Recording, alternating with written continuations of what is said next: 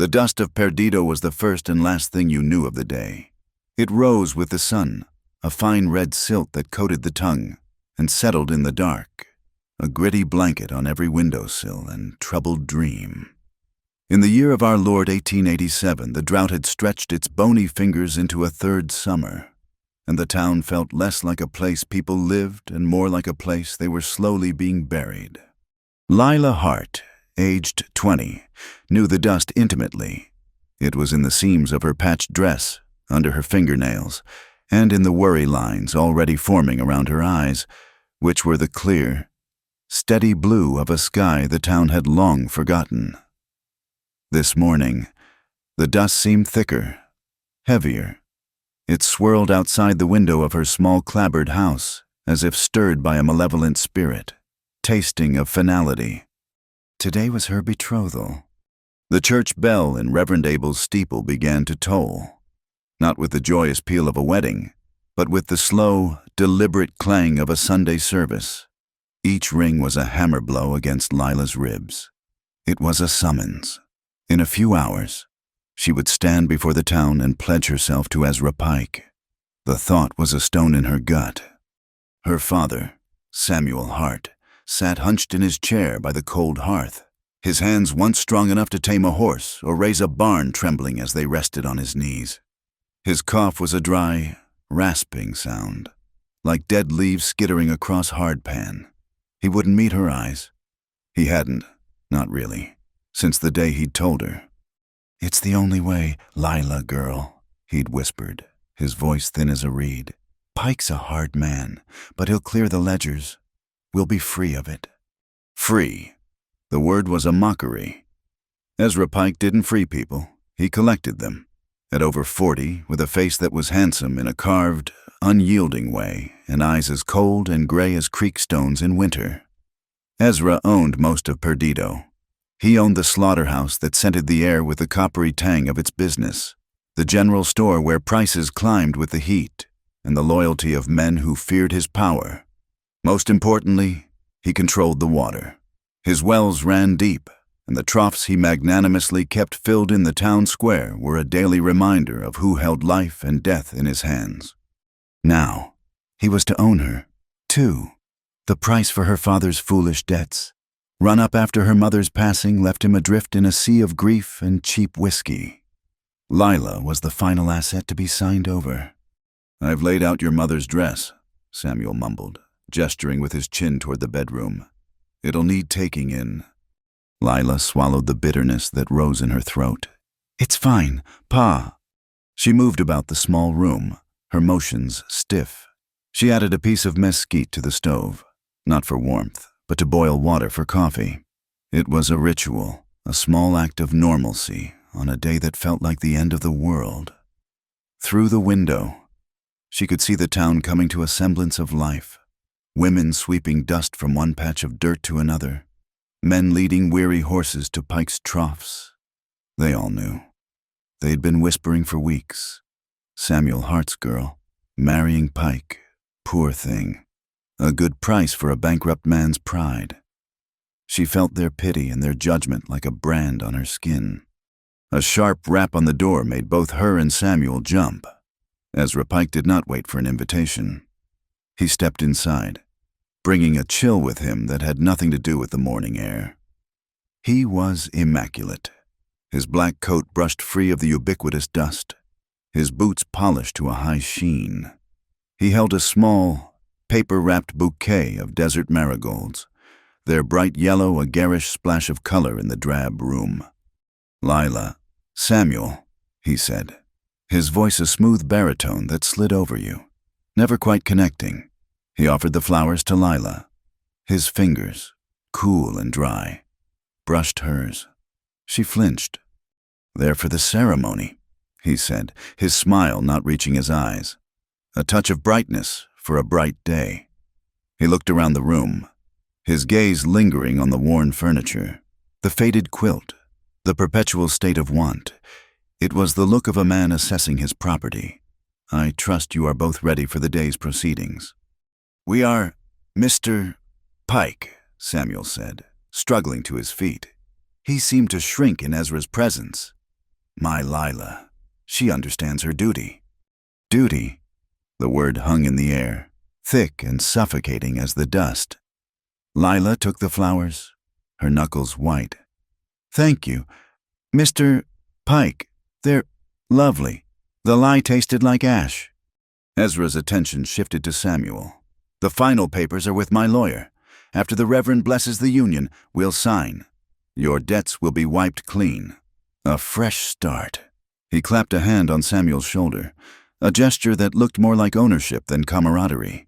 You've made a wise decision, Samuel, for your daughter's future, for your own. He didn't stay long. He had business to attend to, arrangements to oversee.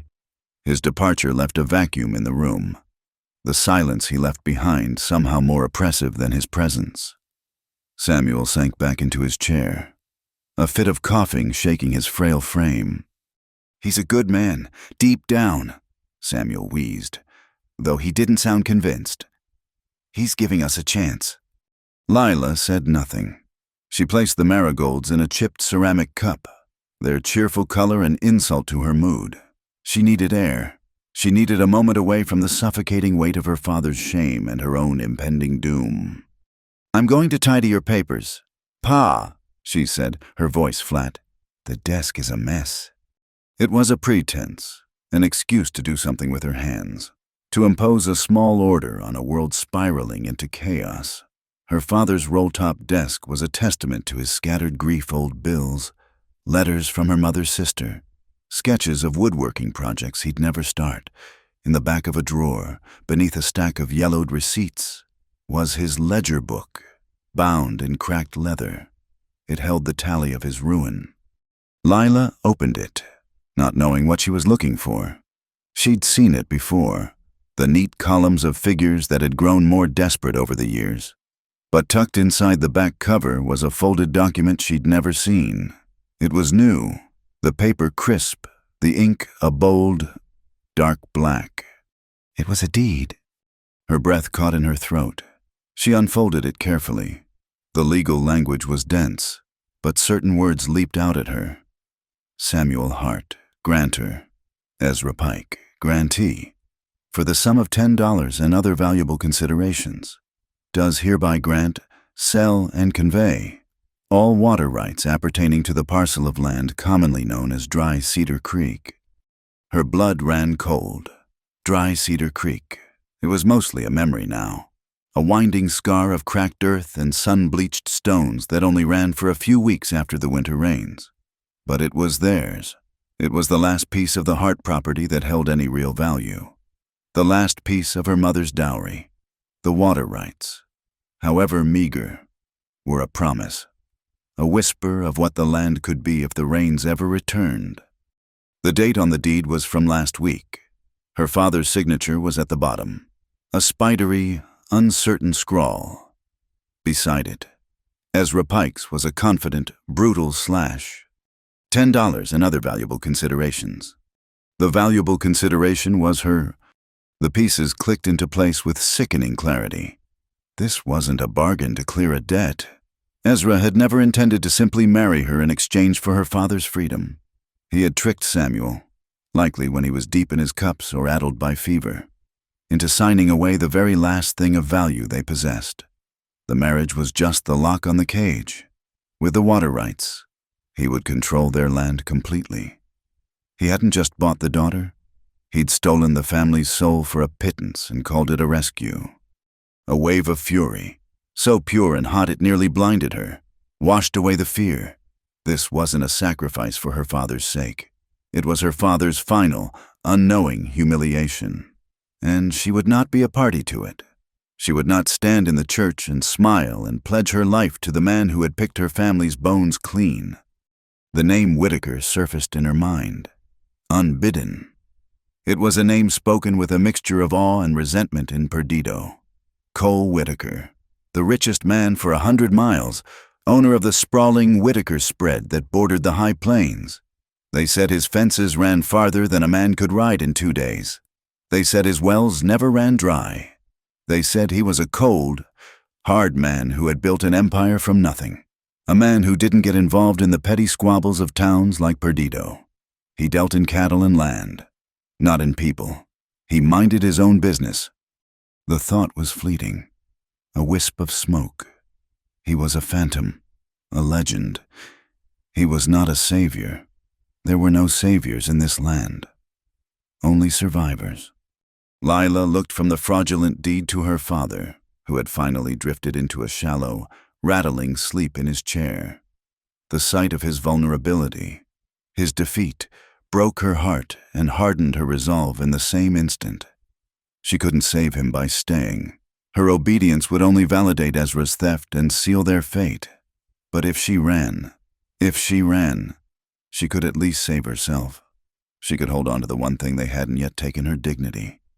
The decision settled not with a crash, but with a quiet, steely click. The fear was still there, a cold knot in her stomach.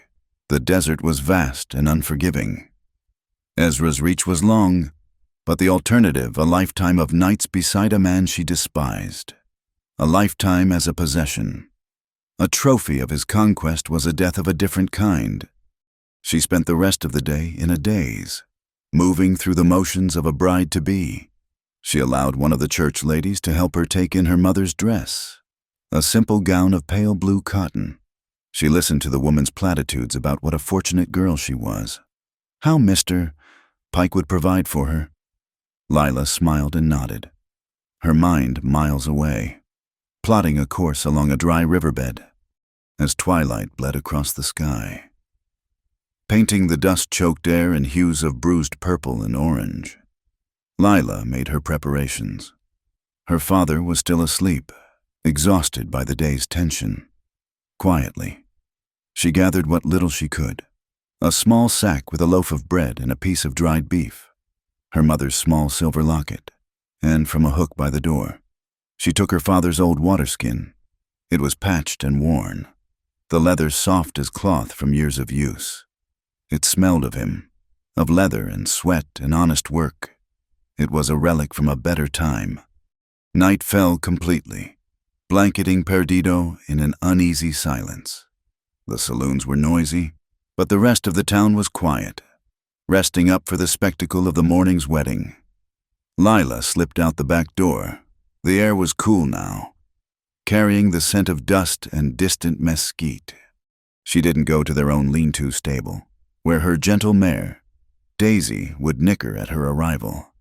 Ezra and his men would look for that horse first. Instead, she crept toward the livery, her heart pounding a frantic rhythm against her ribs. She knew the layout, knew the horses. She found a sturdy-looking buckskin gelding, a horse with stamina in its deep chest and strong legs. In its stall, she left a small pouch with the few coins she had saved, and a whispered apology. It wasn't a theft. It was a trade, a life for a horse. Leading the gelding out into the moon-drenched alley, she swung herself into the saddle.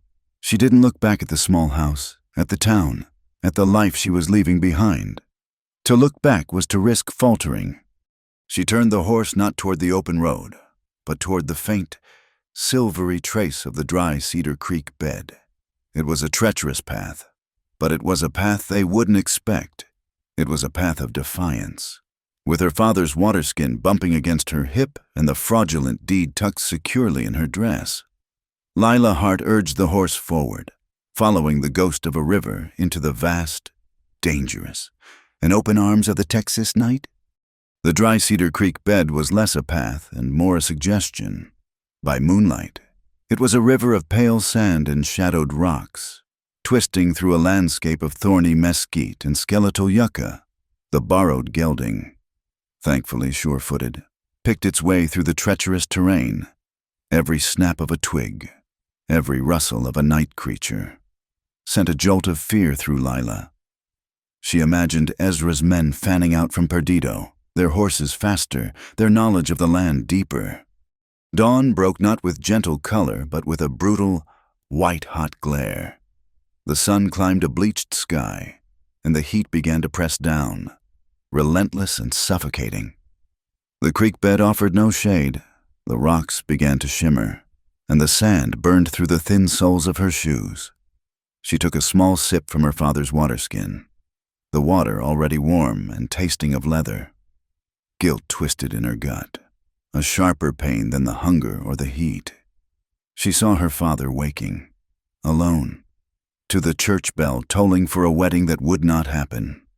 She saw the confusion in his eyes turning to fear, then to the crushing weight of Ezra Pike's wrath. I had to, Pa, she thought, the words a silent prayer. He would have owned us both.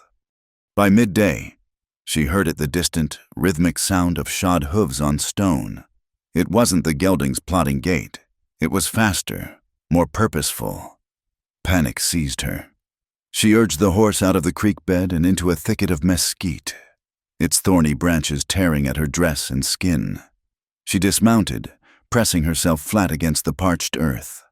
One hand clamped over the horse's muzzle to keep it quiet. 2 riders appeared, silhouetted against the glaring sky. They were Ezra's men, Hank and Jeb, their faces hard and sun-scorched. They paused where she'd left the creek bed, scanning the landscape. She can't have gone far, Hank's voice carried on the still air. The boss wants her back, unspoiled. Jeb spat a stream of tobacco juice. He wants that deed she took more. A girl and a horse in this country, she'll be dead or begging for help by sundown. They argued for a moment about which way to go before finally deciding to follow the main fork of the creek bed. Lila waited until the sound of their horses faded completely, her body trembling with a mixture of terror and relief. They were behind her, but they were hunting. She pushed on, avoiding the open creek bed now, sticking to the sparse cover of the mesquite flats. It was slower, harder work. The land was a monotonous panorama of dust and thorns. The horizon wavered in the heat, creating phantom lakes and ghostly figures that dissolved as she drew nearer. The wind began to pick up in the late afternoon.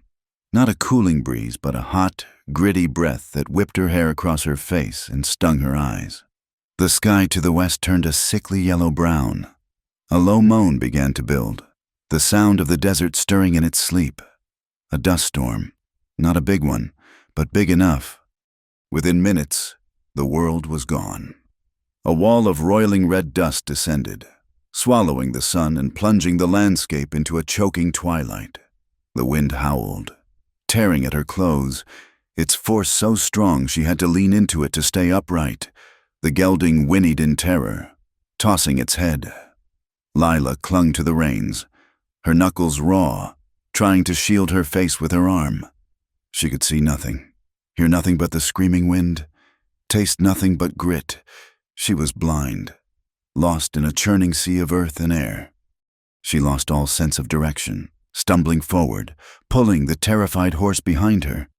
She tripped and fell, the impact jarring her to the bone. For a long moment, she lay there, the will to go on draining out of her. It would be so easy to just stay down, to let the dust cover her, to let it all end. But the image of Ezra Pike's smug, triumphant face swam in her mind, and a fresh surge of defiance pushed her back to her feet. The storm passed as quickly as it had come. The wind died down to a whisper, and the dust began to settle, revealing a world transformed. Everything was coated in a fine red powder. The sun, low in the sky, was a dim, angry eye. She was utterly, terrifyingly lost. She was nearly out of water. Her lips were cracked, her throat a raw fire. The gelding stood with its head hanging low, sides heaving. It was then, as despair began to settle its cold cloak around her, that she saw it. In the distance, atop a low rise, something was turning. A faint, rhythmic creak reached her ears. It was a windmill, its metal blades catching the last of the light, spinning slowly in the aftermath of the storm. A windmill meant a well. It meant water. It meant life. Hope, fierce and desperate, surged through her. She clambered back onto the horse and nudged it toward the distant silhouette.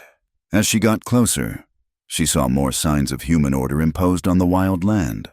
A long, straight line of barbed wire fence stretched to the horizon in either direction. Beyond it, a herd of cattle grazed, their hides bearing a single, clear brand, a bold, stylized W. The Whitaker spread. She had made it. She had reached the border of the Phantom King's territory. She found a gate and, her hands shaking with exhaustion, managed to work the latch. She led the horse through, securing the gate behind her, a guest, or perhaps an invader. Following the fence line, she came to the windmill. It stood over a massive wooden water tank, from which a trough extended, filled with cool, clean water. Lila slid from the saddle and plunged her face into the trough, drinking greedily alongside the horse. The water was the sweetest thing she had ever tasted. It was life. It was a momentary reprieve. "That's private water you're drinking." The voice was rough, like gravel scraping stone. Lila spun around, her heart leaping into her throat. A man stood there, having approached on silent, booted feet. He was broad-shouldered and weathered, his face a mask of suspicion under the brim of a sweat-stained hat. He held a rifle cradled in his arms, not aiming it, but holding it with a casual familiarity that was just as intimidating. I was lost," Lila stammered, wiping her mouth with the back of her hand. "The storm." "Storms pass," the man said, his eyes raking over her torn dress, her dusty face, the unfamiliar horse. "Trouble lingers. That's a livery horse. You ain't from around here." "My name is Lila Hart, from Perdido." The man's expression hardened. "Perdido, Pike's town." He spat on the ground. "We hear things, even out here. Heard Pike was taking a bride today." His gaze was accusing. "You the bride?" Lila straightened, lifting her chin. Fear was a luxury she couldn't afford. I'm not anymore." "That's so," the man grunted. "Means you're running, and whatever you're running from is likely running after you. The Whitaker spread don't take in strays, and it damn sure don't take in trouble." This had to be Harlan, the foreman she'd heard whispers of. "I'm not asking to be taken in," Lila said, her voice steadier than she felt. "Just for a night's rest. A chance to find my bearings. I'll be gone by morning." "That ain't my decision to make." Harlan's gaze shifted to a point behind her. Lila turned. Another man had ridden up, his horse a magnificent black stallion that stood out against the red dust like a piece of the night sky. The man himself was tall in the saddle, lean but with a presence that seemed to command the very air around him. He wasn't wearing the rough clothes of a ranch hand, but a clean shirt and sturdy trousers. His face was angular, intelligent, and unreadable. His eyes, a startlingly pale gray, missed nothing. They took in her disheveled state, the exhausted gelding, Harlan's defensive posture. He looked at the world as if it were a ledger book, and he was calculating the profit and loss. This was Cole Whitaker. "Harlan," Whitaker said, his voice quiet but carrying an authority that brooked no argument. "What's the situation?" "Found her at the trough. Boss says her name is Lila Hart, from Perdido. She's Pike's runaway bride." Harlan loaded the last three words with a heavy weight of warning. Cole Whitaker's gaze settled on Lila. It was an unnerving scrutiny, impersonal and intense. He wasn't looking at a woman in distress. He was analyzing a problem that had appeared on his land. "Is that true?" he asked Lila directly. "It is," she said. "Why did you run?" The question was blunt, stripped of any pretense of sympathy. He wanted facts, not a story. Lila took a breath. "Because the marriage was a lie. Ezra Pike used it to cover the theft of my father's land and water rights. I have the proof." She instinctively touched the spot on her dress where the deed was hidden. Whitaker considered this for a long moment, his expression unchanging. He looked at the setting sun, then back at her. "Running from Ezra Pike is a dangerous business. He doesn't like people touching what he considers his—" "I am not his," Lila said, a spark of fire in her voice. A flicker of something interest-respect passed through his cool gray eyes. He dismounted in a single fluid motion. He was taller than she'd thought. and moved with an economy of motion that spoke of deep-seated confidence. "Pike's business is his own," Whitaker said, more to himself than to her. "But theft is theft, and I don't abide a thief." He turned to his foreman, Harlan. "See that she's given a room at the main house. Give her something to eat. Put her horse in the stable." Harlan looked like he was about to protest, his mouth opening and closing. "Boss, you sure about this Pike finds out she's here? He'll do what he'll do." Cole cut him off, his voice flat. "This is my land. He knows the rules." He looked back at Lila. "You can stay the night. We'll talk in the morning." He turned and led his stallion toward a sprawling ranch house in the distance without another word, leaving Lila standing in the dust with the suspicious foreman. The interaction had been stripped of all emotion, a transaction. He had weighed the risk against his principles and made a decision. For now, she was an asset, not a liability. As dusk settled, Lila sat by a small, secluded lake ringed by cottonwood trees, a place Harlan had gruffly called Horseshoe Lake. The main house was a quarter-mile away, but she had needed a moment of solitude. The quiet hospitality of Whitaker's Mexican housekeeper, a kind-faced woman named Doña Pilar, had soothed some of her frayed nerves. A hot meal and the promise of a real bed felt like an impossible luxury. She knelt at the water's edge, the surface like dark glass. Reflecting the first stars, she splashed the cool water on her face, washing away the grime of her journey. For the first time in 2 days, she felt a fragile sense of peace.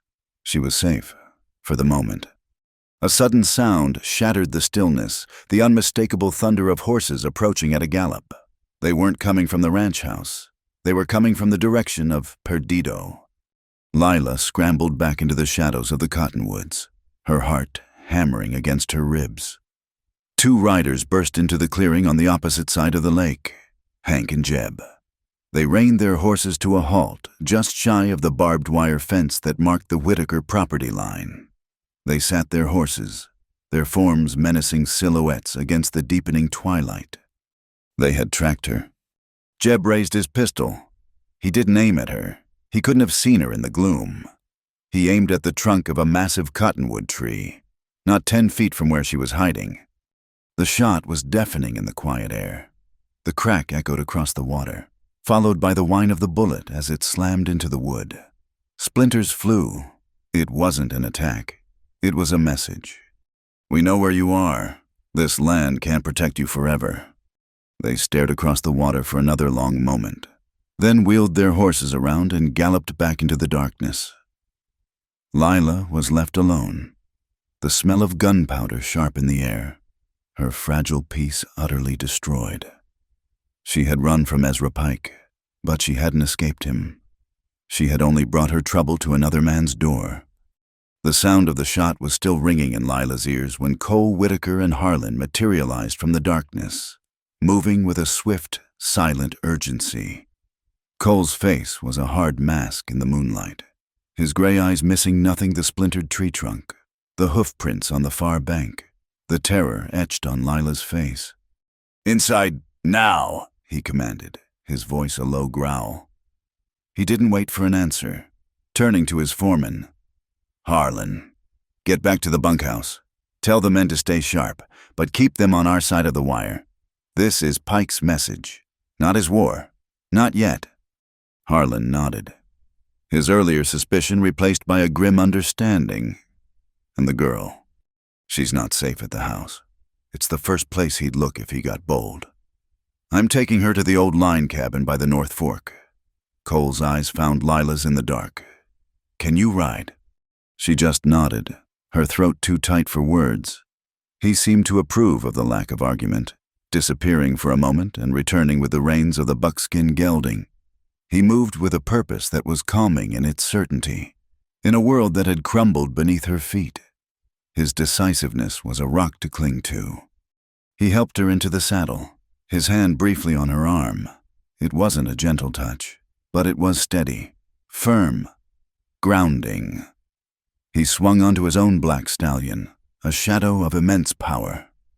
"Stay close," he ordered, and nudged his horse into a canter, heading away from the ranch house, deeper into the vast, dark territory of the Whitaker spread. They rode in silence.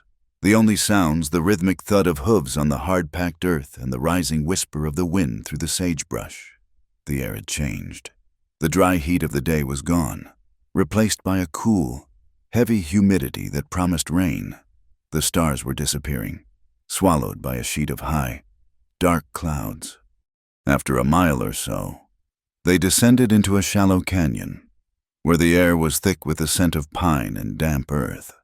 Tucked into a grove of towering cottonwood trees was a small, dark shape, a cabin, built of rough-hewn logs, solid and unassuming. It was a place meant to withstand the elements, not to offer comfort. Cole dismounted and tied their horses under a rocky overhang. "It's not much," he said, pushing open the heavy wooden door, which creaked in protest. "But no one will look for you here tonight." The inside was one small room, dominated by a stone fireplace. It smelled of cold ash, old leather, and cedar. A simple bunk was built into one wall, a rough wooden table and 2 chairs in the center. A rifle hung on pegs above the mantelpiece, next to a heavy leather and sheepskin coat. It was a space of stark masculinity, of solitude and function. While Lila stood uncertainly in the doorway, Cole moved with familiar efficiency. He struck a match, and the yellow glow of an oil lamp pushed back the shadows. He laid a fire in the hearth with practiced speed, the kindling catching with a satisfying crackle. Within minutes, a small, cheerful blaze was fighting the gloom. "There's a pump out back if you need water," he said, his back to her as he stoked the flames. "Blankets are in that chest." Just then, the first drop of rain hit the tin roof with a loud ping.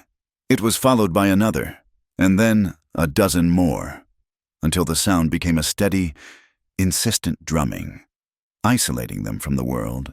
It was an unseasonal, violent downpour, a burst of fury from the sky that had withheld its bounty for so long. Lila shivered, though not entirely from the cold, the gunshot, the frantic ride, and now this trapped by a storm with a man who was a complete stranger, a legend she'd only heard spoken of in whispers. He was her protector, yet she knew nothing about him, except that he was rich, powerful, and, by all accounts, cold as a winter stone. He turned from the fire, his face illuminated by the flickering light. The harsh angles were softened, but his eyes were as intense as ever. He seemed to read the fear and exhaustion in her.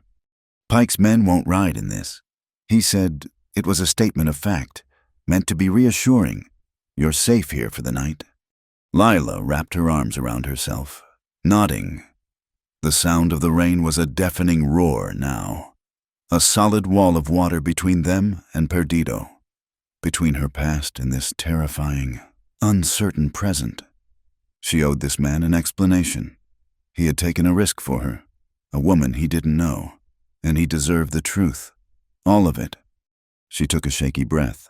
"My father, he didn't know what he was signing. Ezra Pike cheated him. The deed for the water rights, the wedding was just to make it all look respectable, to make sure no one ever questioned it." Her voice was barely a whisper above the storm. Cole listened, his expression unreadable. He walked over to the chest and pulled out 2 thick wool blankets, handing one to her. It was heavy and smelled faintly of wood smoke. "So you ran?" he stated. "I had to." She met his gaze, a flicker of her earlier defiance returning. "I couldn't marry him. I couldn't be the final payment on a stolen life." She watched him, trying to decipher the man behind the impassive mask. He was a puzzle of contradictions, a man of wealth who lived in a land of want, a man of power who chose to help a powerless woman. The town's gossip painted him as a cold-hearted pragmatist, yet he had offered her sanctuary. The whispers about him, the title the town had given him, came to her lips. A strange, reckless impulse took hold of her. She was tired of running, tired of being afraid. Here, in this small cabin, cut off from the world, the simple truth felt like the only thing she had left to offer. She looked down at her torn, dusty dress, then back at the formidable man standing before her. "It's a strange turn of events," she said, her voice small but clear, a curious mix of shy confession and bitter irony. "The virgin bride escaped her groom." She paused, gathering her courage to speak the full, ridiculous, terrifying truth of her situation, and met her first night in the arms of the richest cowboy. The words hung in the air between them, stark and absolute. She expected him to react with surprise, or perhaps disdain. She had laid her entire, vulnerable story at his feet, framed in the crude, sensationalist way the world would see it. Cole didn't even blink. The impassive mask remained, but something in his eyes shifted, a flicker of a shared, ancient pain. The rain hammered down on the roof, filling the silence. When he finally spoke, his voice was different, stripped of its hard, authoritative edge, leaving something quieter and more resonant. "My father wasn't rich," he said, looking into the fire. "He was a dirt farmer with a small spring, not much bigger than your dry Cedar Creek. We had a neighbor, a man with a bit more land, a bit more money, a man like Pike. He wanted our spring. He tried to buy it. My father refused. So he dammed the creek upstream, on his own property. Our spring dried up. Nothing we could do. It was his land, his water, perfectly legal." He was quiet for a moment, lost in the memory. "We lost everything. The crops failed. The animals died. We were starved out. My father died a broken man a year later. I was 15. He turned his pale eyes back to Lila. "I learned 2 things that year. First, that water isn't just water, it's power. And second, that I would never be powerless again." The confession was a key, unlocking the mystery of the man. It explained the empire he had built, his obsession with efficiency and control, his disciplined, unbreachable walls. He wasn't cold. He was forged in a fire that had burned away everything that wasn't essential for survival. He understood her flight from Ezra Pike in a way no one else could. He wasn't just sheltering a runaway bride. He was avenging the ghost of a boy who had lost everything to a bully. A profound sense of connection, of being truly seen, washed over Lila, extinguishing the last embers of her fear. The room grew colder as the night wore on. The fire had burned down to a bed of glowing coals, casting a warm, red light on the rustic room. Lila, wrapped in her blanket near the hearth, shivered involuntarily. Cole, who had been sitting in one of the chairs, watching the dying fire, stood up. He took the heavy sheepskin coat from its peg. "The bunk is yours," he said. "Where will you sleep?" "The floor is fine." She looked at the hard, drafty floorboards, then at him. He had given her shelter, safety, and, most unexpectedly, understanding. The thought of him sleeping on the cold floor while she took the bed felt deeply wrong. "No," she said, the word coming out with more force than she intended. That's not right." She hesitated, then took a breath. "There's room enough for 2, if we share the blankets." It was a bold offer, one that could be easily misunderstood. But in the quiet intimacy of the cabin, with a storm raging outside and their shared histories hanging in the air between them, it felt like the most natural, practical suggestion in the world. It was an offer of shared warmth against the cold, nothing more. He looked at her for a long time, his face unreadable in the dim light.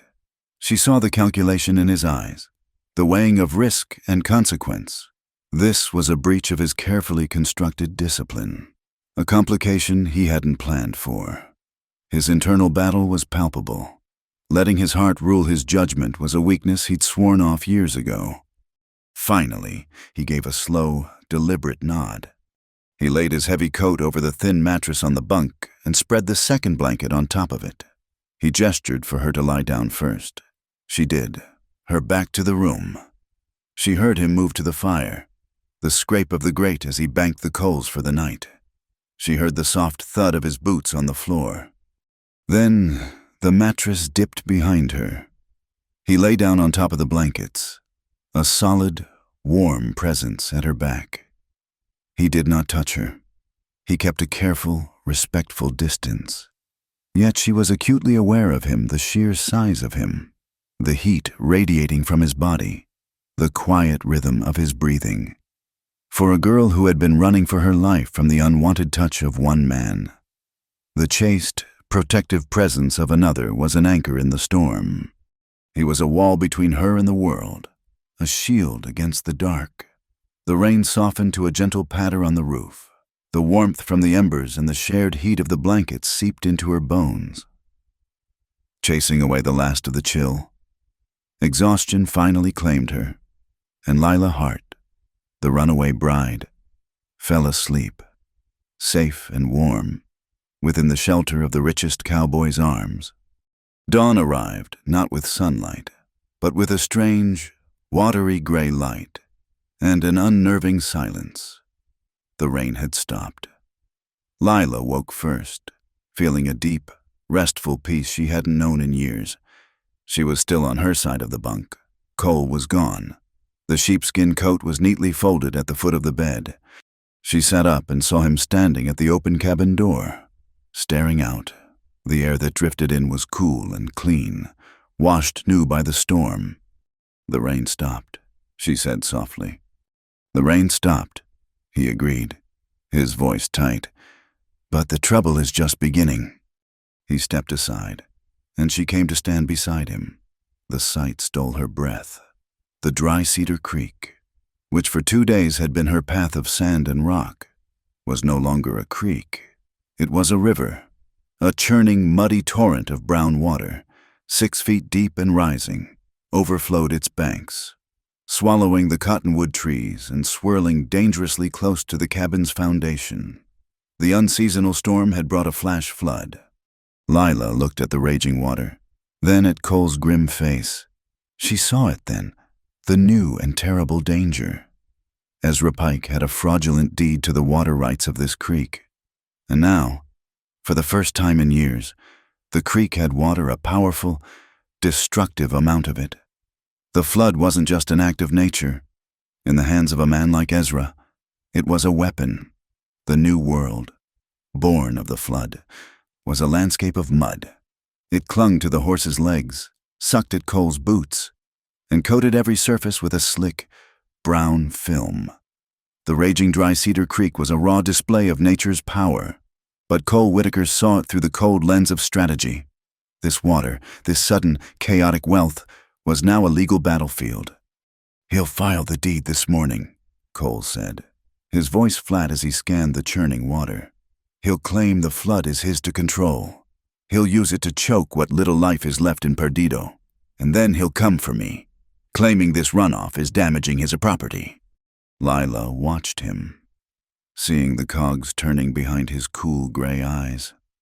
This was his element, not the physical fight, but the war of assets and angles, of leverage and law. "What can we do?" she asked.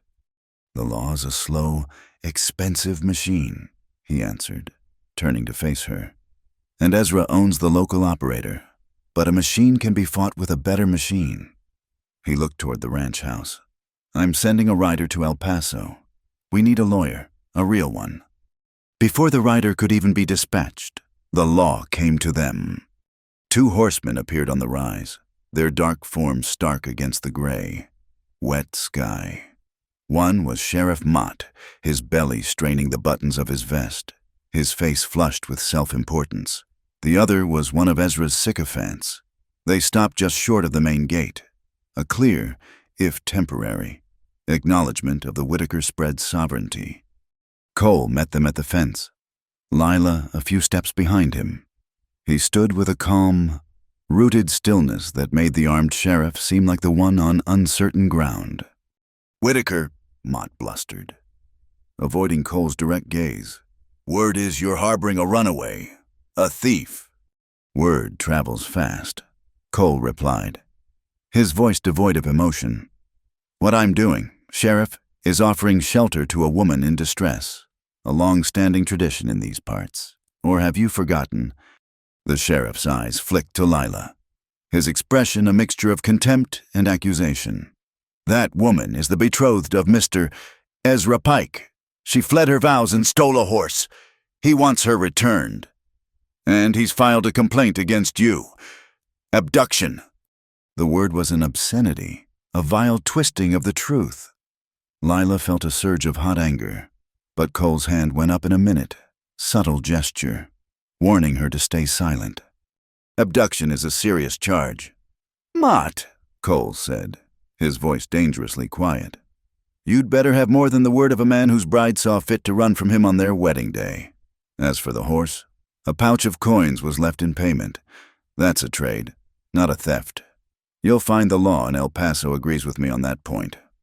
The mention of El Paso made Mott shift uncomfortably in his saddle. "This is my jurisdiction. Ezra Pike is an important man in this community.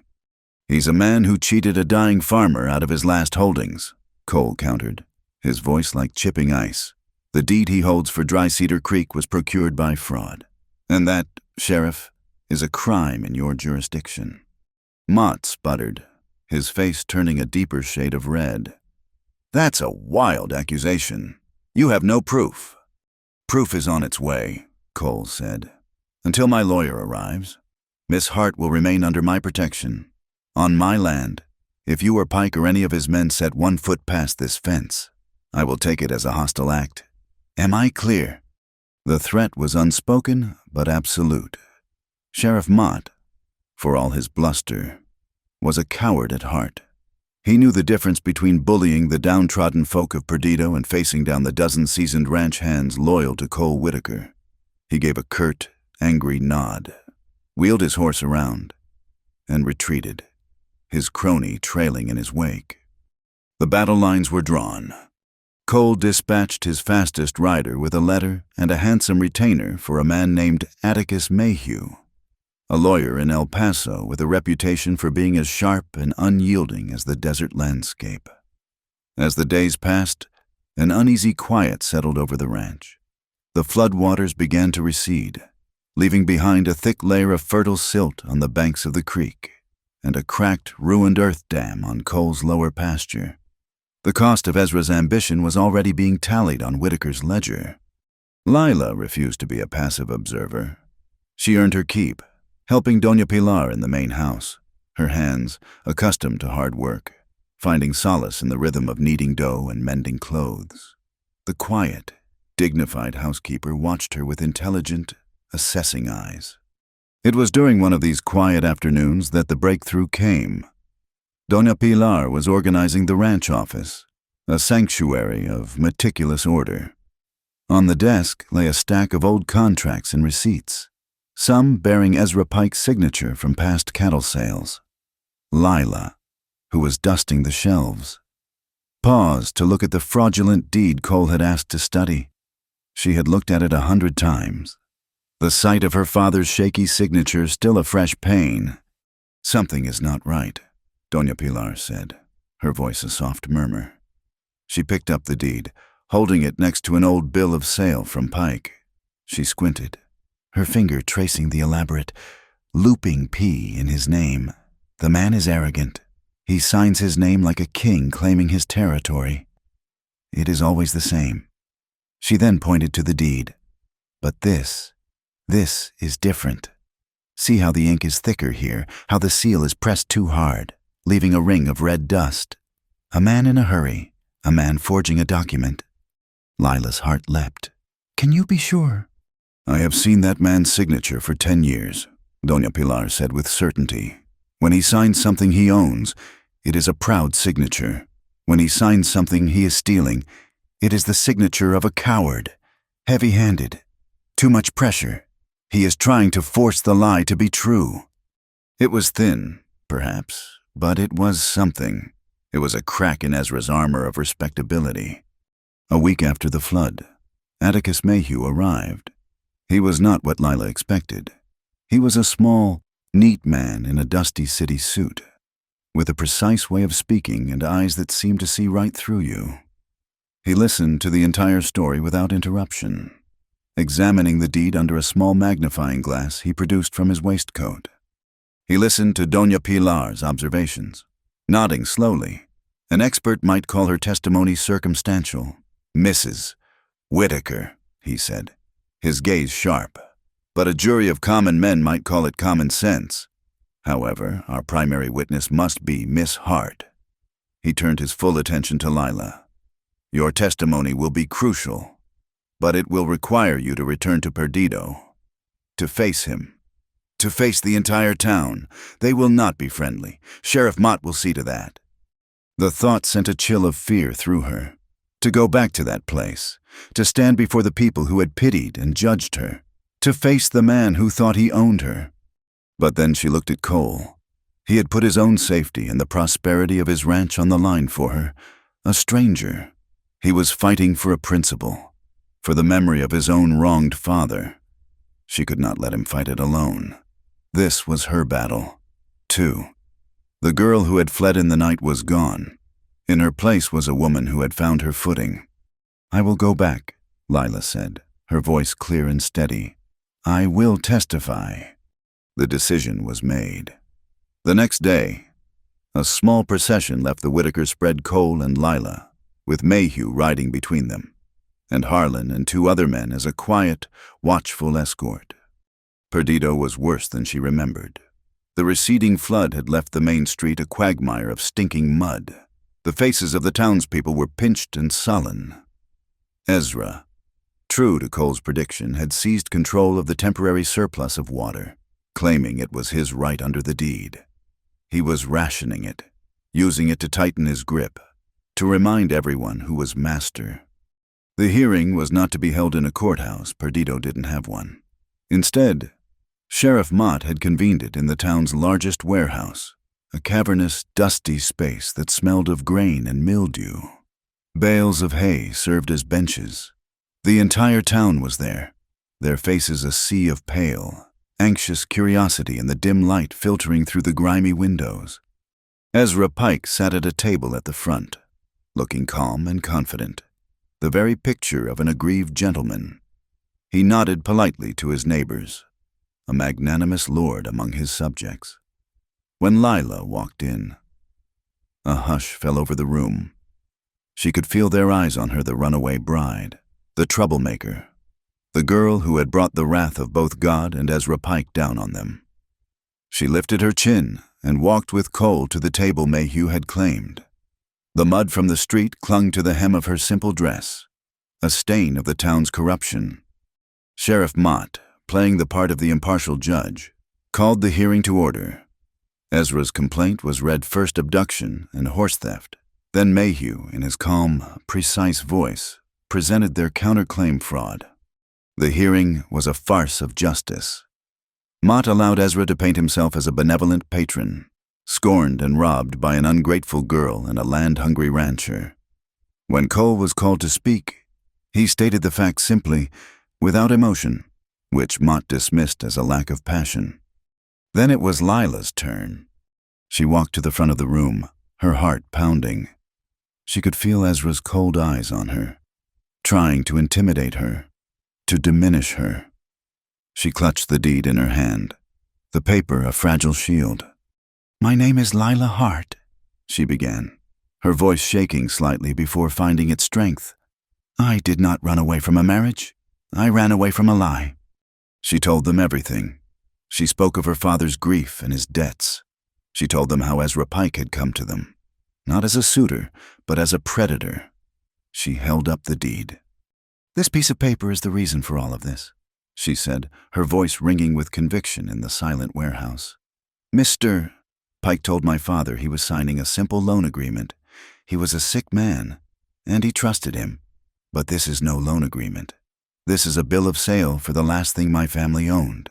The price was $10. My life was meant to be the seal on his theft." A murmur went through the crowd. Mayhew called Doña Pilar, who testified calmly and clearly about the inconsistencies in the signature, the hurried, heavy-handed mark of a forger. For the first time, Ezra's composure cracked. "This is absurd," he boomed, rising to his feet. "The fanciful testimony of a hysterical girl and a servant. I have a signed, legal document. But the seed of doubt had been planted. The townspeople were looking at him differently. They had all felt the sting of his business practices. They knew what he was capable of. Mayhew pressed his advantage. Then let us send the document to the territorial judge in Austin. Let the federal marshals investigate. Forgery is a federal crime. Mr. Pike. Ezra paled. Mott, seeing the tide turn, began to stammer. The law, the real law, was something they were not equipped to handle. The crowd was shifting, their sympathies moving from their oppressor to the girl who had dared to speak the truth. But Ezra Pike was a survivor. He held up a hand, his composure returning, replaced by a mask of weary magnanimity. "This has gone far enough," he said, his voice dripping with false sincerity. "Clearly, there has been a terrible misunderstanding. This young woman, she has been through an ordeal. It is obvious her mind is overwrought." He turned to Sheriff Mott. "I am a man of peace. I will not press the charges of theft or abduction. In the interest of healing this community, I will even forgive the Hart family's outstanding debts. Let us consider the matter closed." It was a brilliant move. He offered them peace, a return to normalcy. He invalidated Lila's claims by dismissing them as female hysterics. And he bought the town's silence by canceling the debts he used to control them. Mayhew was on his feet. "This is not over the matter of the fraudulent deed." "The deed is a civil matter," Sheriff Mott declared loudly. "Seizing the lifeline Ezra had thrown him, and Mr. Pike has withdrawn his criminal complaint. This hearing is concluded." He slammed a makeshift gavel on the table. It was over. Just like that. Lila stood there, stunned. They had the truth, they had the proof, but Ezra's money and influence had simply washed it all away. He had walked into a fire and emerged without even the smell of smoke on his fine coat. Cole's hand was on her arm, his grip firm, leading her out. As they passed Ezra, he leaned in, his voice a venomous whisper meant only for them. "You were lucky today, Whitaker," he hissed, his eyes burning with a cold fire. "But luck, like water in a drought, eventually runs out. You like your land so much, you like your precious grass. It's been a long, dry summer. A single spark is all it takes for a man to lose everything." He smiled, a chilling, predatory expression. "Enjoy the fall. Winter is coming." The ride back from Perdido was a silent, grim affair. Ezra Pike's whispered threat hung in the air, more potent than a shouted declaration of war. He hadn't needed to raise his voice. A man who controls the water and the law doesn't need to shout. He simply has to wait for the wind to change. And the wind, for weeks, was a constant, malevolent presence. It was the Santa Ana, the devil wind, sweeping in from the high desert, hot and dry as a kiln's breath. It rattled the windows of the ranch house, stripped the last of the moisture from the soil, and turned the vast plains of switchgrass from a sea of gold into a field of tinder. Every morning, Cole Whitaker would stand on his porch, his gaze fixed on the hazy horizon, his jaw tight. He was a man who had built an empire on predicting and controlling outcomes, but the wind was a variable beyond his command. It was Ezra's perfect accomplice. The men were on edge. Patrols rode the fence lines day and night, watching for the telltale flicker of a spark. Water barrels were kept full, wet sacks piled high. The Whitaker spread was a fortress waiting for a siege by fire. Lila felt the tension coil in her own stomach. She had brought this danger to his door, though Cole never said a word, never cast a single glance of blame. The weight of it settled on her shoulders.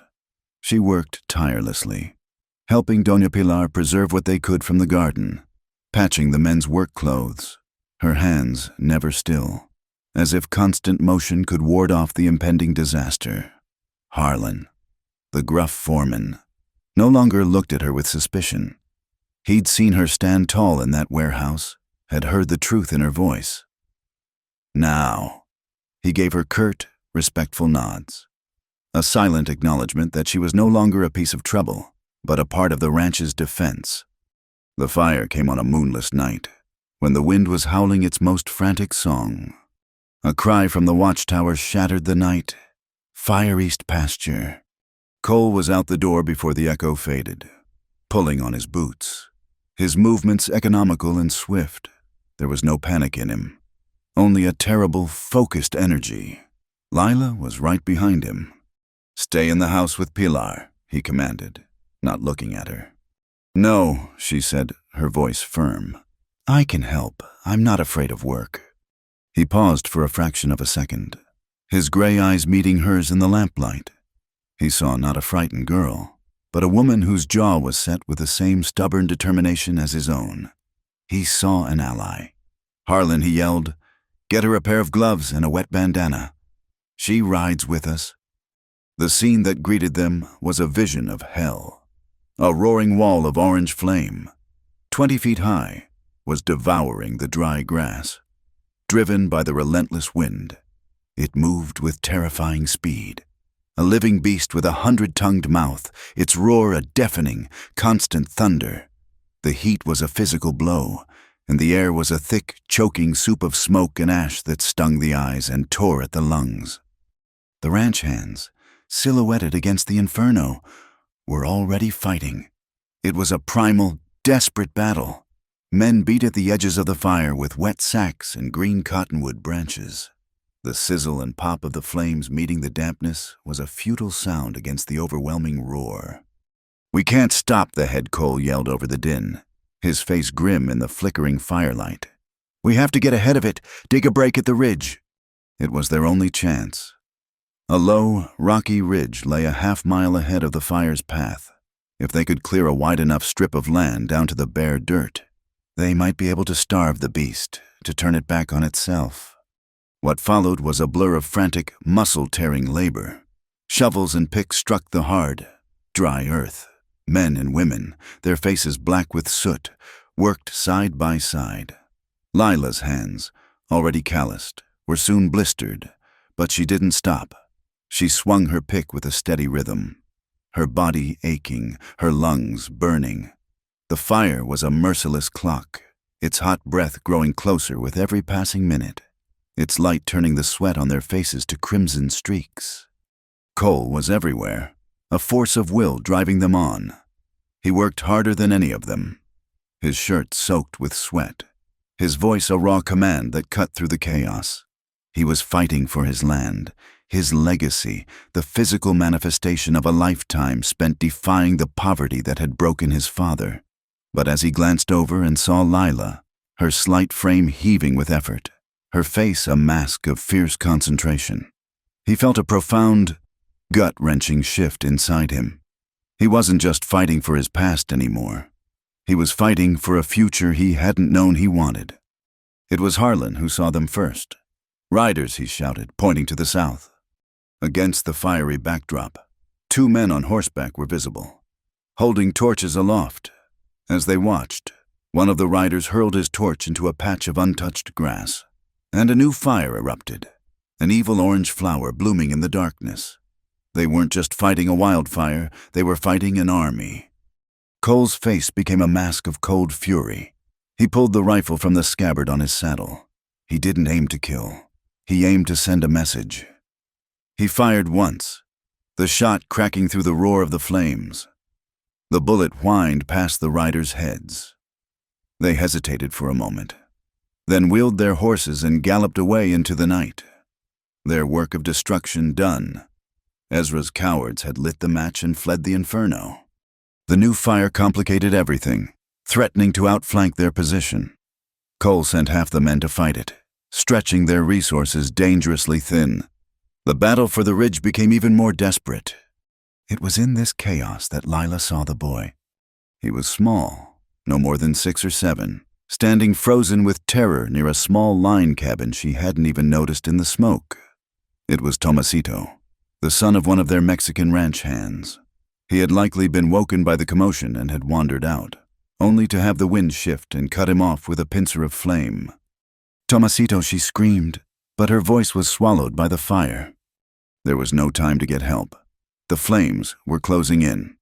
Without a second thought, Lila grabbed a water barrel, plunged her bandana into it, and tied the wet cloth over her nose and mouth. Then she ran. She ran into the choking smoke, her eyes streaming, the heat scorching her skin. Embers rained down around her, singeing her dress. She kept her eyes fixed on the boy's small, terrified form. She reached him, grabbing his hand. It was limp with fear. "Come on, mijo." "We have to go now," she urged, pulling him along.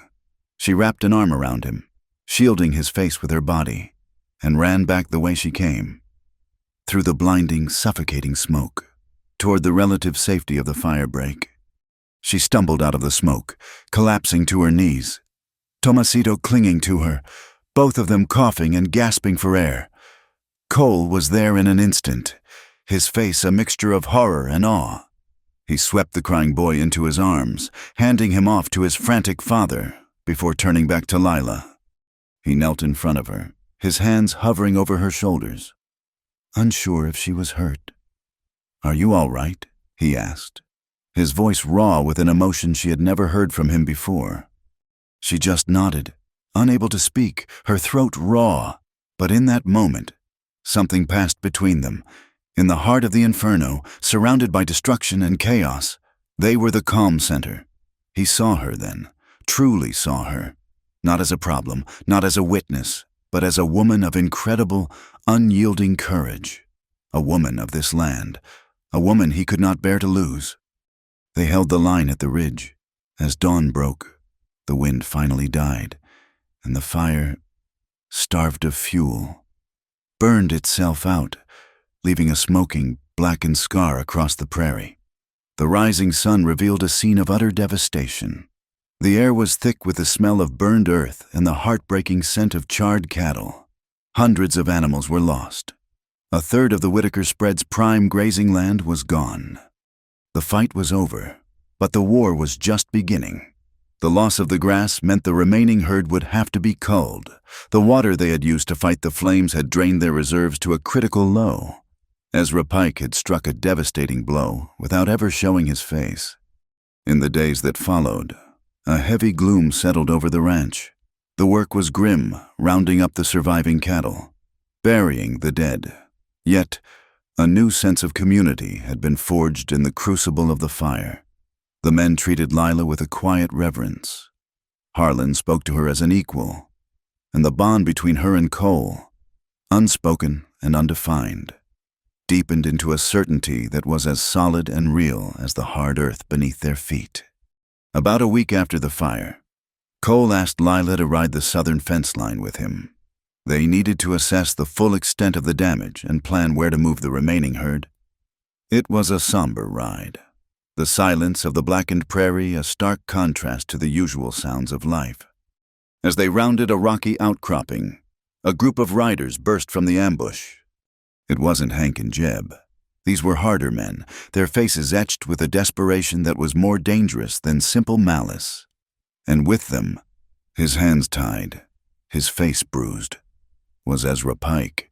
He was their prisoner. Before Cole could even reach for his rifle, they were surrounded. The leader, a man with a jagged scar across his cheek, rode forward. "Whitaker," the man snarled. "My name is Blackwood. This snake here," he gestured to Ezra with his pistol, "owes me a great deal of money. Robbed me blind on a land deal down in Chihuahua." Ezra looked from Blackwood to Cole, a flicker of cunning in his swollen eyes. "I was told," Blackwood continued, his cold eyes landing on Lila, "that he wants two things from you, a girl and a piece of paper she's carrying. A deed for some creek. He seems to think they're very valuable." He smiled, a joyless baring of teeth. "I'm a simple man. I just want what I'm owed. But since this bastard is broke, I'll take what he wants instead." In a flash, two of his men were on Lila, pulling her from her horse. She cried out as they dragged her, rough and efficient, toward their leader. Blackwood grabbed her by the arm, pulling her in front of him as a shield. "So here's the new deal. Whitaker, I'm taking the girl. You give Pike the deed. Pike gives the deed to me. I figure its value is about what he owes me. Everybody gets something."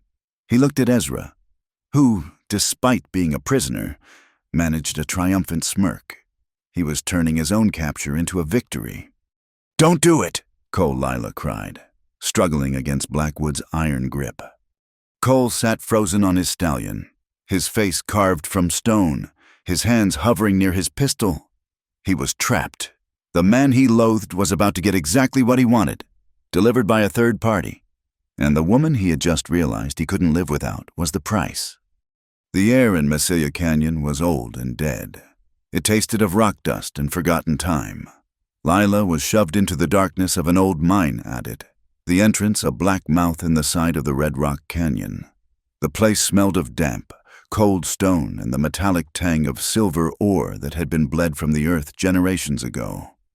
Ezra Pike, his face a mask of swollen bruises and triumphant malice, had orchestrated his own rescue and turned it into his ultimate victory. Blackwood and his men, greedy and short-sighted, had been easily manipulated. Ezra had convinced them that Cole Whitaker would never trade a valuable deed for a bruised-up debtor. But for the girl, he would give up anything. And so, a new deal was struck. Blackwood would get a hefty share of the water's future profits once Ezra was in control. For now, they were his enforcers, his army. A message was sent to the Whitaker spread. A simple, brutal ultimatum scrawled on a piece of paper, the girl for the deed. The exchange would happen at dawn. Lila was left in a small, widened chamber deep inside the mine, her hands bound in front of her with rough rope. One of Blackwood's men stood guard at the entrance, a hulking silhouette against the daylight. Ezra, however, couldn't resist a final visit to his prize. He came into the chamber holding a lantern, the light casting long, dancing shadows that made the rock walls seem to writhe. "It seems our wedding was merely postponed, my dear," he said, his voice a smooth, hateful purr. "Once I have the rights to Dry Cedar Creek, I'll have the rights to everything it touches. That includes Whitaker and his entire empire, and you will be by my side to watch it all happen." "I will never be by your side," Lila spat, her voice echoing in the confined space. He laughed, a dry, humorless sound. "You have no choice. You never did. You're a piece of property. Lila, first your father's, and soon mine. Whitaker understands the value of property. He'll make the trade. A man always protects his assets." He left her in the darkness, the echo of his words more chilling than the cold seeping from the stone. She was a pawn in a game played by powerful men. But as she sat there, the fear began to recede, replaced by a cold, clear anger. She thought of her father, not as a weak man, but as a man who had once worked these very mines. He had been a blaster's assistant before his lungs gave out, and he had filled her childhood with stories of the tunnels, the shafts, the crosscuts, the veins of silver that ran like frozen lightning through the rock. He had taught her that even in the deepest dark, there was always a way, if you knew how to look for it. Her fingers, numb and clumsy, worked at the ropes. They were tight, the hemp biting into her wrists. She felt something small and hard in her hair, a simple hairpin she had used that morning, forgotten until now. It was a flimsy thing, but it was metal. It was a tool, with painstaking slowness. She managed to work it free. Her hands bound in front of her made the angle awkward, but she twisted and turned, using the pin to pick and pry at the tightest knot. The rope bit deeper, but she ignored the pain, her focus absolute. Outside, the world was changing. The sky, which had been a clear, harsh blue, was turning a hazy, malevolent yellow. The wind began to moan, a low, mournful sound that grew steadily into a ferocious howl. A sandstorm was brewing, one of the terrible red blizzards that could strip paint from a wagon and blind a man in seconds. Cole Whitaker did not intend to trade anything. He rode with Harlan and 3 of his best men, not toward the main canyon entrance, but toward a narrow, winding ravine his father had shown him as a boy. It was a treacherous path, a goat trail, but it would bring them out high on the canyon wall, above the mine. He was a strategist, and Ezra Pike had made the fatal mistake of choosing a battlefield Cole knew better than he did. They were halfway up the ravine when the storm hit. It came on them like a physical blow, a solid wall of screaming wind and stinging red sand. Visibility dropped to nothing. The world became a maelstrom of noise and grit, a suffocating chaos that muffled all sound and erased all landmarks. The storm that was a disaster for Cole's approach was an opportunity for Lila. The guard at the mine entrance, blinded and choking, turned his back to the wind, huddling deeper into the adit for protection. Inside, the roar of the storm covered the small sounds of Lila's struggle. The knot finally gave. Her hands were free. They were raw and bleeding, but they were free. She didn't run for the entrance. She knew that was a death trap. Instead, she remembered her father's stories. The Massilia mine is a maze. Lila girl. But all the main tunnels connect to the old central air shaft. They had to keep the men from suffocating. She crept deeper into the mine, away from the guard, her hands tracing the cold, rough wall. She moved from memory, from the ghost of a map her father had drawn in her mind years ago. She found a side tunnel, then a low, narrow crosscut in a small alcove. Her searching fingers found what she was hoping for: a stack of old tools and a miner's lantern with a small tin of oil beside it. With trembling hands, she filled the lamp, lit the wick, and for the first time, she had light. It was a small, flickering flame, a fragile bubble of hope in the immense, oppressive darkness. The lamp was truth. The lamp was the way forward. Holding it aloft, she navigated the labyrinth. The wind howled at the distant entrance, a monstrous, hungry sound. The tunnels were a confusing web, but her father's words were her guide. She found the place where 3 tunnels converged and took the middle one, the one that sloped gently downwards. Through the red, churning haze of the storm, Cole and his men had reached the top of the ridge. Below, they could just make out the forms of Blackwood's men, disoriented by the storm, trying to control their spooked horses. And then they saw it. A faint, steady point of light, appearing in a fissure on the canyon wall. They never would have noticed an old air vent. The light blinked, then moved, a signal in the chaos. "It's her," Cole said, his voice tight with a mixture of disbelief and awe. "She's showing us the way in." Lila, holding the lamp, had found the vent. She saw the swirling red dust outside and knew they would be up there. She used the lamp to guide them, leading them to another, larger opening, a secondary entrance to the mine that was completely hidden by a rockfall. They slipped inside, their boots silent on the dusty floor. The storm raged outside, but inside the mountain, the only sound was their own quiet breathing. Lila met them, her face smudged with soot, her eyes bright and fierce in the lamplight. There were no words. Cole's hand found hers for a brief second, a squeeze of gratitude and relief that said everything. She had not been a victim waiting for rescue. She had been the architect of her own freedom. She led them through the twisting tunnels, a silent, ghostly procession. They found Blackwood's men, taking them by surprise, one by one, in the disorienting darkness. The element of surprise absolute. They were disarmed and bound before they even knew what was happening. That left only Ezra. They found him near the main shaft, a gaping black pit that dropped into the bowels of the earth. He was holding a pistol, peering into the storm-choked entrance, waiting for Cole to appear for the trade. When Cole stepped out of a side tunnel behind him, Ezra spun around, his face a mask of shock and fury. "Whitaker."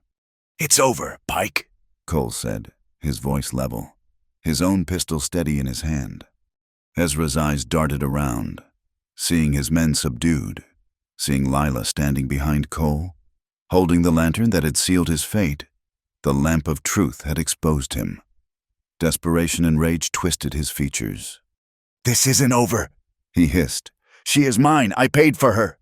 Lila stepped forward, the lamplight illuminating her face, washing away the shadows. She was no longer afraid of him. He was just a man, a bully whose power was built on the fear of others. "I belong to no one," she said, her voice clear and strong, ringing with the finality of a bell. "I am not a piece of property. My life is my own."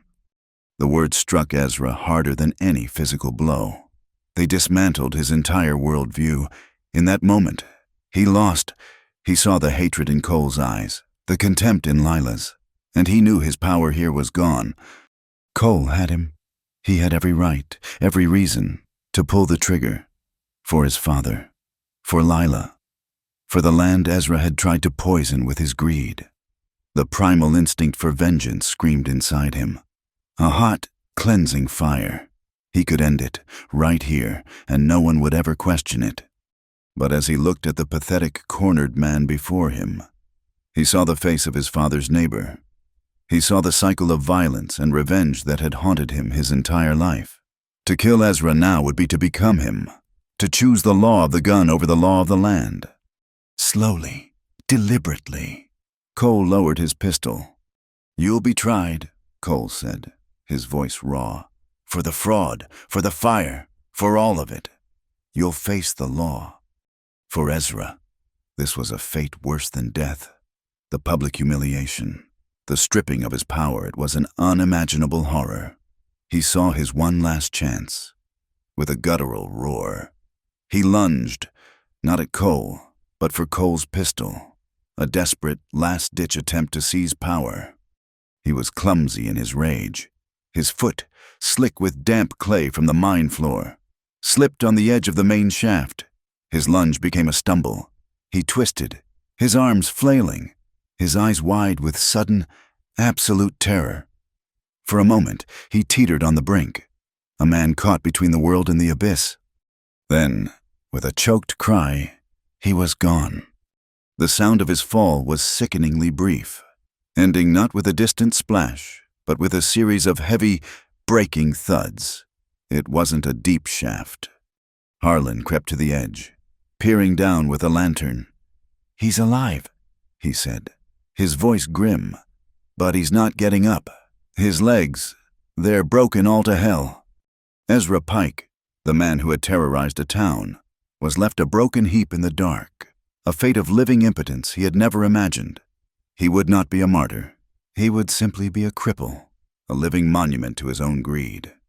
They emerged from the mine into the dying fury of the sandstorm. As the red dust began to settle, a posse from Perdido, led by a reluctant Sheriff Mott, rode into the canyon.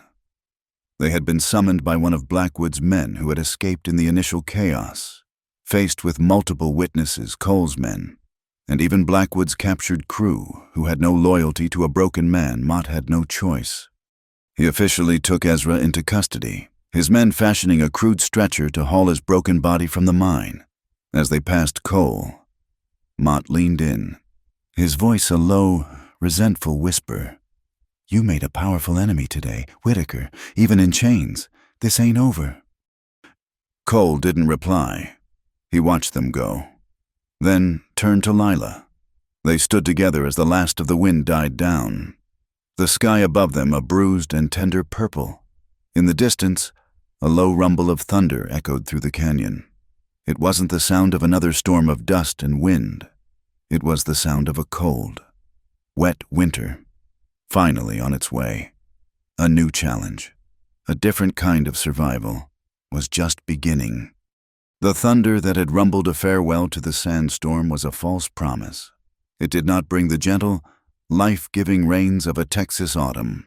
Instead, it was the herald of a different kind of power, a shift in the very character of the sky. The air, for days, grew thin and sharp. The sun was a white, heatless disk in a sky the color of slate.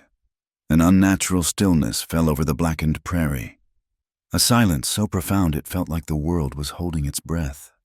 Then, one afternoon, the first flakes of snow began to fall. They were not the soft, feathery flakes of a winter postcard. They were small, hard, and driven by a wind that had a new, sharper edge. By nightfall, The flakes had become a blinding, horizontal torrent. The wind, no longer the hot breath of a devil, was a shrieking banshee of ice, a blizzard. A rare and terrifying beast on the high plains of the Llano Estacado had descended. The Whitaker's spread was built to withstand drought and heat, not a siege of Arctic cold. The cattle huddled together for warmth, their coats quickly covered in a layer of frost. The wind found every crack in the bunkhouse and the main house, its mournful howl a constant, unnerving companion. Cole stood at the window of his office, watching the world disappear into a churning vortex of white. The temperature had plummeted. This wasn't a storm to be waited out. It was a storm to be survived. His first thought was for his own assets, his men, his cattle, his stores. The discipline of a lifetime was to secure his own, to batten down the hatches and protect what he had built. But then he looked at Lila, who stood by the hearth, her face etched with a different kind of worry. She wasn't looking at the cattle. She was looking east, toward Perdido. "They won't be ready for this," she said, her voice barely a whisper. "Their houses are poorly built. Their firewood. They live hand to mouth. They won't have enough." She was thinking of the people who had scorned her, who had stood by silently while Ezra Pike tried to ruin her. She was thinking of the women who had whispered behind their hands, of the men who had feared Ezra more than they valued justice. Cole looked at the town in his mind's eye. He saw the flimsy shacks, the thin-faced children, the old folks with their rattling coughs. He saw Reverend Abel's small church, its congregation huddled together, praying for a deliverance that had nothing to do with snow. He saw the face of his father, broken by a man who had used nature as a weapon. And he saw Ezra Pike, whose greed had left the town so brittle, so dependent, that a simple change in the weather could be a death sentence. The decision he made was not a calculation of profit and loss. It was a rejection of the man he had almost become. "Harlan," he said, turning from the window, "hitch the 2 biggest wagons. We're loading them with firewood, blankets, sacks of flour, and coffee. Everything we can spare." The foreman, who was trying to stuff a rag into a drafty window frame, looked at him in disbelief. "To Perdido, boss. We need to look after our own." "They are our own," Cole said, and the words, once spoken, felt like the truest thing he had ever said. "They're just too proud or too scared to know it yet. We ride as soon as there's a break in the wind." The break came 2 days later. The snow still fell, but the wind had eased its frantic assault, and the world re-emerged, a landscape of profound and blinding white. Every fence post wore a thick cap of snow. The water trough was a solid block of ice, and the world was silent, muffled by a thick blanket of winter. The journey to Perdido was arduous. The wagons, laden with life-saving supplies, struggled through drifts that were 4 feet deep. Cole, Harlan, Lila, and a half-dozen other riders went ahead, breaking a trail, their horses snorting clouds of steam into the frigid air. They arrived in a town that seemed frozen in time. Smoke curled from only a few chimneys. The streets were deserted. The first person they saw was a woman, Mrs. Gable, who had been one of Lila's harshest critics. She was trying to hack at a frozen woodpile with a small hatchet, her face blue with cold, her shawl a pitifully thin protection against the biting air. When she saw them, her first reaction was not relief, but a flash of defiant pride. Cole ignored it. He dismounted and began unloading firewood from the wagon, stacking it on her porch without a word. Lila approached the woman, holding out a thick wool blanket from the ranch. "Mrs." Gable stared at the blanket, then at Lila's face, and her hard pride crumbled. Tears froze on her wrinkled cheeks. We thought we were forgotten," she whispered, her voice cracking. "No one is forgotten," Lila said softly, wrapping the blanket around the woman's shaking shoulders. That act of grace broke the dam of fear and suspicion. People began to emerge from their houses, their faces a mixture of desperation and disbelief. The Whitaker wagons, parked in the center of town, became an island of hope. They distributed the supplies fairly to Pike's old supporters and his victims alike. There was no ledger, no accounting. There was only need. They found Reverend Abel trying to nail a tarp over a gaping hole in the church roof, where the wind had torn the shingles away. He was a man defeated, his faith shaken by the sheer, brutal force of the storm. "The Lord's house," he stammered, his hands too numb to hold the hammer properly. "I couldn't protect it." "The Lord's house is where his people are, Reverend," Cole said, taking the hammer from him. "And right now, they're cold." He looked around at the shivering townspeople. "We need a place to gather, a place that's warm and solid." "Your barn." "Mr. Henderson," he said, turning to the livery owner. "It's the biggest, sturdiest building in town. We'll make it the center of operations." And so, the community that had fractured in a warehouse was reborn in a barn. They brought the elderly and the children into the vast, hay-scented space. A great fire was built in a makeshift hearth of stones. The smell of hot coffee and baking bread soon filled the air, a scent of life and fellowship that pushed back the smell of fear. In the warmth and light of the crowded barn, Lila found her true calling. She saw the children, huddled together, their eyes wide with a mixture of fear and boredom. She gathered them into a corner, and with a piece of charcoal on a smooth pine board, she began to teach them their letters. The scratch of the charcoal, the sound of their small, hesitant voices reciting the alphabet, was a sound of the future. It was the sound of a community not just surviving, but building. On the third day of the blizzard, with the snow still falling softly outside, Reverend Abel stood on a hay bale in the center of the barn. His face was filled with a humility and shame that was more powerful than any sermon he had ever preached from his pulpit. "I failed you," he said, his voice quiet but carrying to every corner of the barn. "I failed this town. I stood by while a good man was cheated and a good woman was threatened. I was a shepherd who was afraid of the wolf. I was silent when I should have roared." He looked directly at Lila and Cole. "I was afraid of Ezra Pike. But I see now that the only thing to fear is the silence that allows evil to grow. I ask for your forgiveness, all of you." A profound silence filled the barn. Then, old Samuel Hart, Lila's father, who had been brought to the barn and was looking healthier and stronger than he had in years, began to clap, slowly, hesitantly.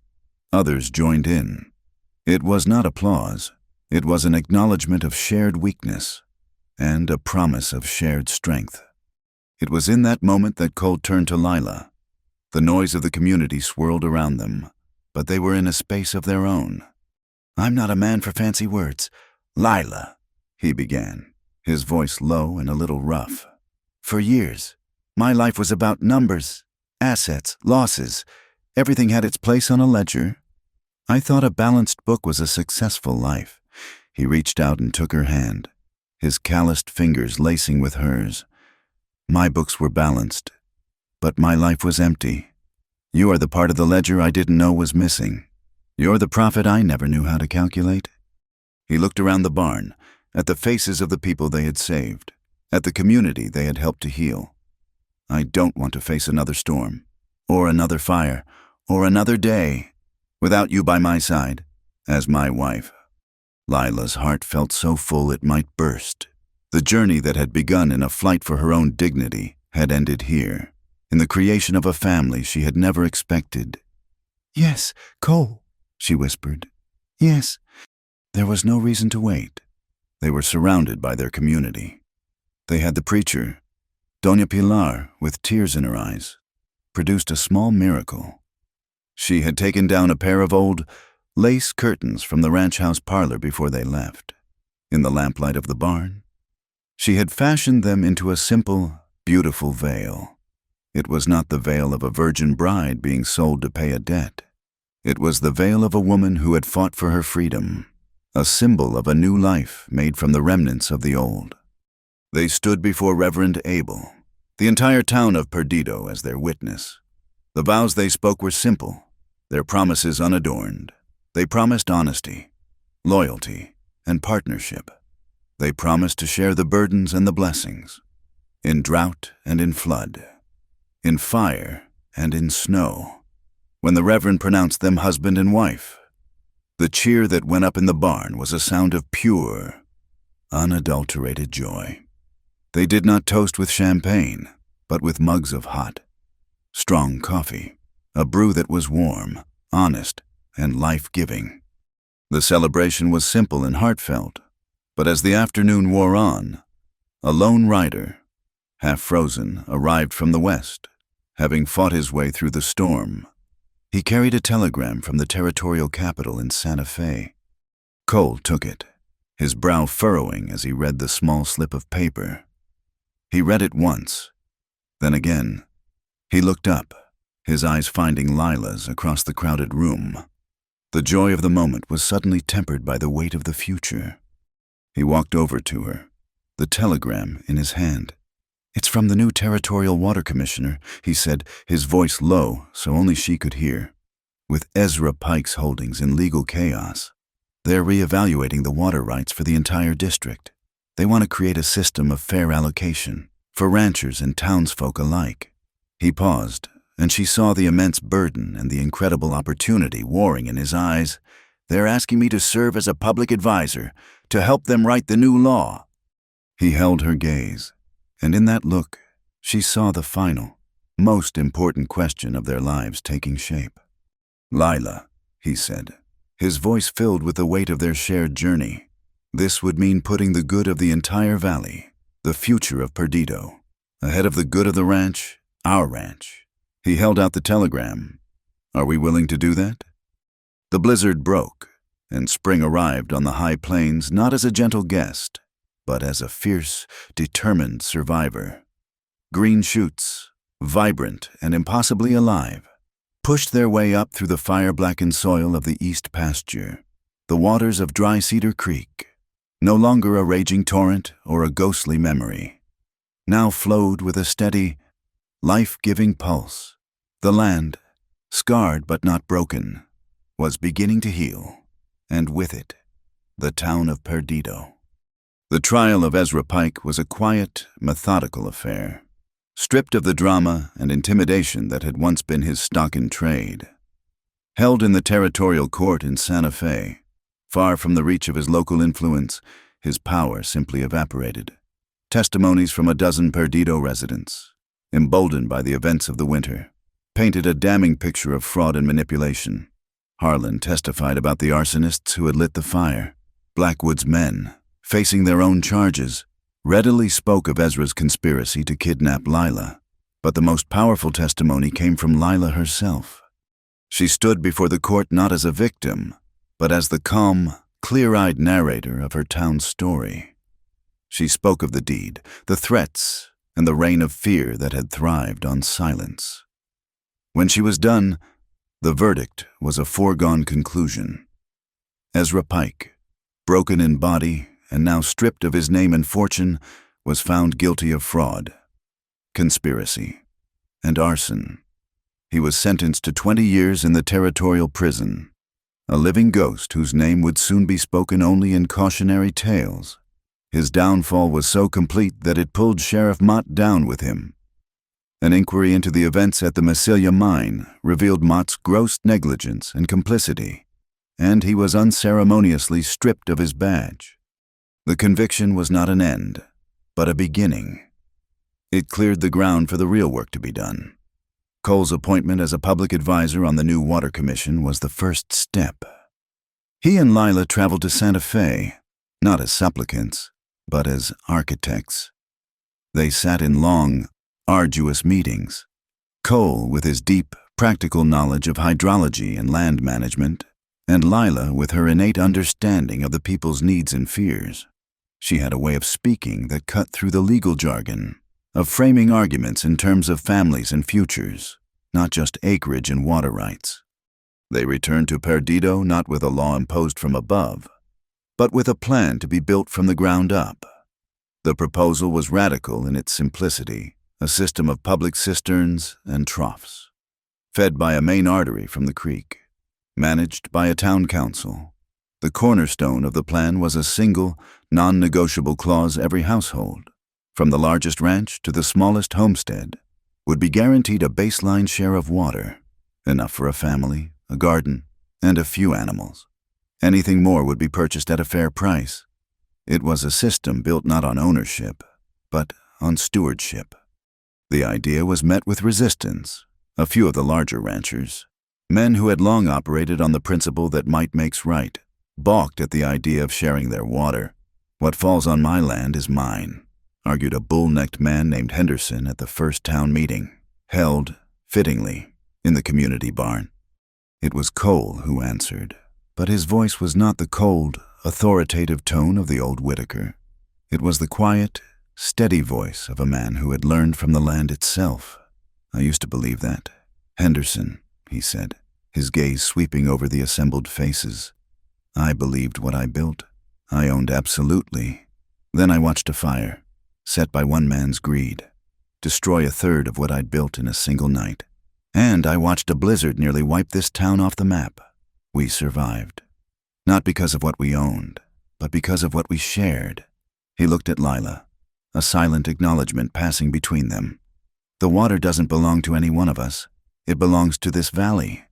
We can either fight over the scraps like coyotes, or we can ensure there's enough for everyone. The choice is ours." The memory of the fire and the snow was too fresh, too raw. The ranchers' arguments about individual rights sounded hollow against the collective memory of shared survival. The plan was approved by a resounding majority. The building of the new water system transformed Perdido. It became a communal project, a barn raising for the soul of the town. Men who had been rivals now worked side by side, digging trenches, sawing lumber for the new aqueducts, their sweat mingling in the Texas sun. Cole was there every day, not as a boss, but as a worker. His sleeves rolled up, his hands dirty. Harlan, his loyalty now absolute, served as the foreman for the project, his gruff commands respected by all. As the troughs and cisterns took shape, another foundation was being laid. The children, with no school to attend, had taken to following Lila everywhere, captivated by the woman who had faced down Ezra Pike and taught them their letters in a barn.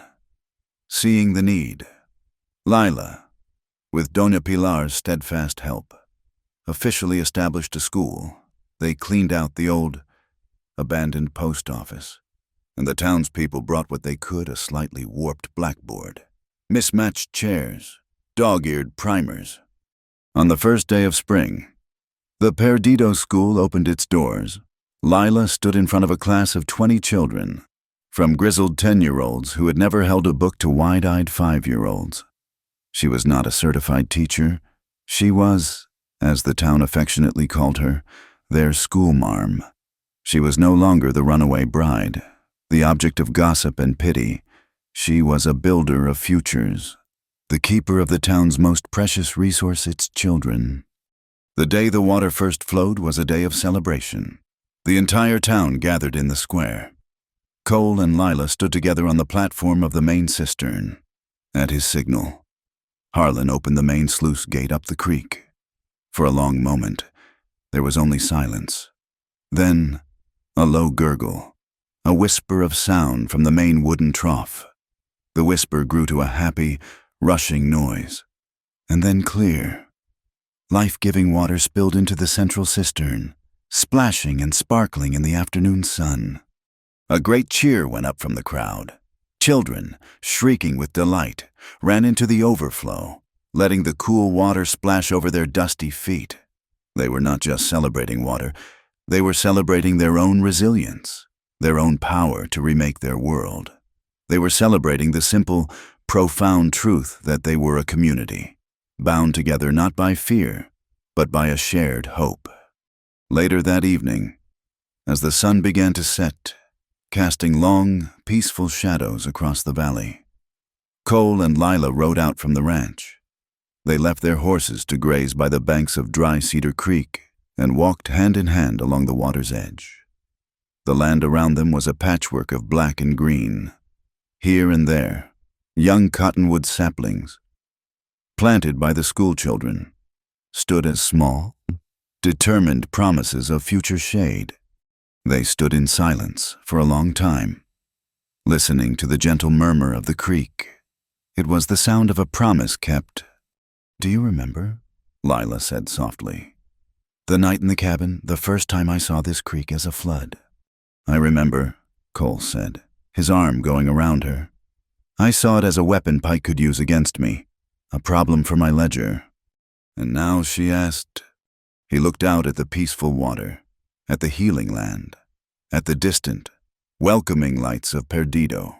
He thought of the laughter of the children, the quiet dignity on the faces of the townspeople, the feel of Lila's hand in his. The cold, hard shell he had built around his heart for so many years was gone, washed away by a love that was as patient and as powerful as the creek itself. He was no longer just the richest cowboy. He was a husband, a leader, a partner, and soon, he knew, he would be a father. He pulled her close, his lips finding hers in a kiss that was filled with the quiet certainty of home.